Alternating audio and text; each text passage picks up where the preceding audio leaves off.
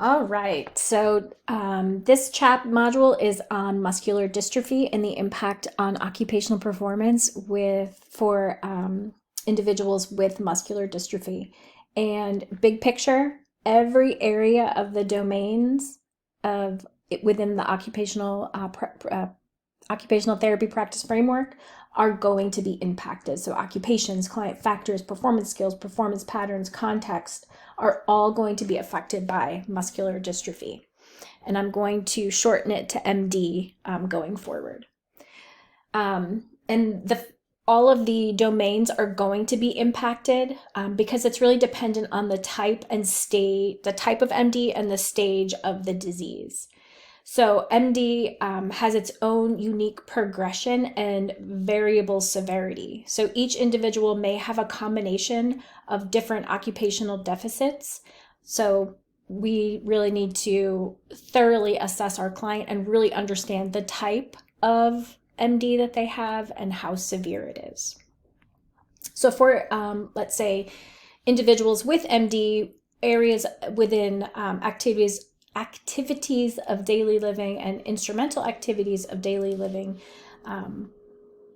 you might see individuals are initially independent within these areas. However, you might see a decline in function, and this is definitely anticipated. So when you consider the different models that we use to work with our clients, we're probably not using a rehabilitative model to create and develop our intervention plans, because these clients are not necessarily going to be getting better.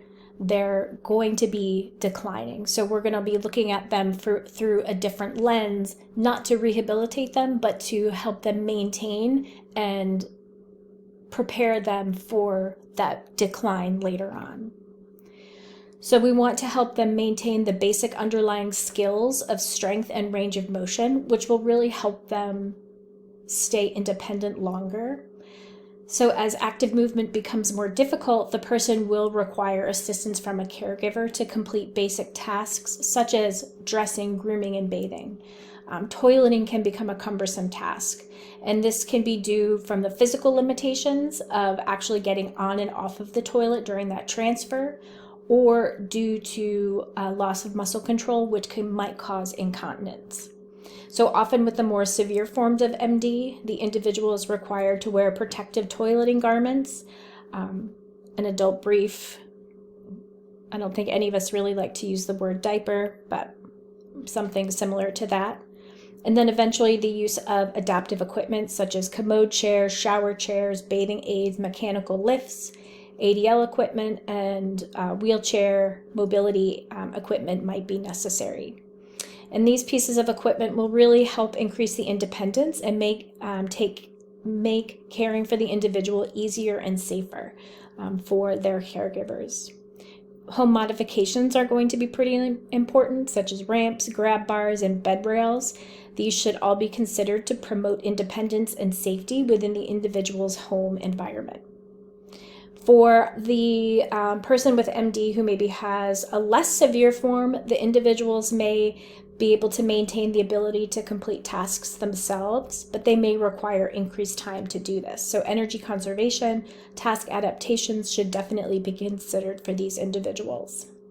Tasks such as driving, community mobility, health management and maintenance, meal preparation and shopping, these all might require some form of adaptation or modification to allow for some level of participation. So as we look at the area of health management for individuals with MD, the impact on their health management will depend largely, again, on the type of MD they have and the severity of their symptoms. So for an individual with severe symptoms, maybe somebody with advanced Duchenne's, their physical ability to participate in health and wellness routines will be severely impacted. Oftentimes, it could be dependent.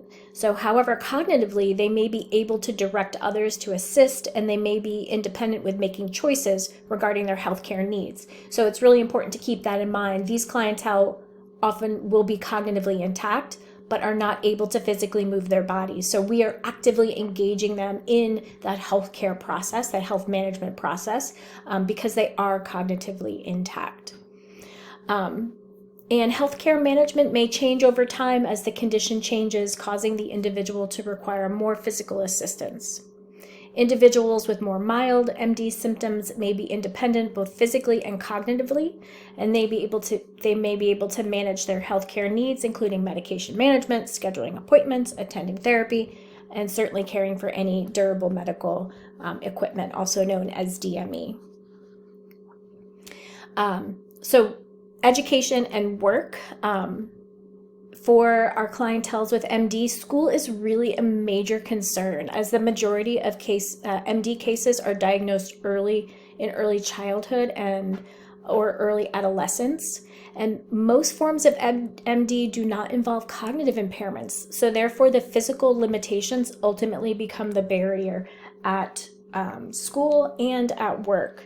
So really often the child and the adult with MD, they fatigue quickly, they might have difficulty keeping up with their peers, and they might require physical assistance to get through the day. They might need a one-on-one aid to assist with wheelchair mobility, toileting, meals, completing basic educational and work tasks.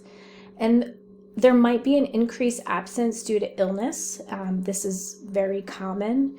And, combined with wheelchair and adaptive equipment use and decreased physical ability to participate in and engage the same as their peers, you might see a lot of social isolation for this clientele. So that really plays into play and leisure and social participation.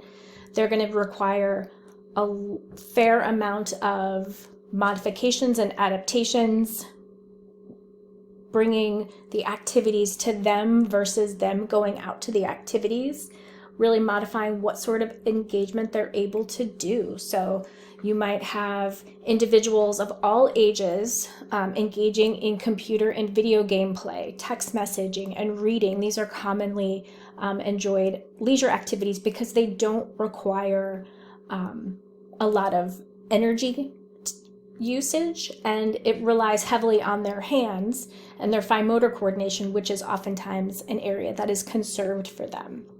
So one final thought is suicidal ideation may become a concern for individuals as they face loss of their roles, their perceived roles. So we really want to consider their mental health as well.